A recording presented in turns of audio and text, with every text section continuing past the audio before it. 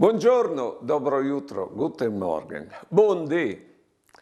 Sicché queste qua e l'ha de amarit ad Artigne, però la viota vonde spes a messe a Ramandul, dal suo paese.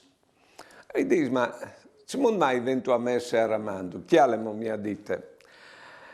Io quando mi sento, o vengo a messe te me gleseute, e dopo messe ho voglio acchiattare la famiglia di mio fradi Picciul, dopo la famiglia di che l'altro mio fradi, e prendi tornare ad Artigne, io ho voglio acchiattare dal cimitero i miei muarts.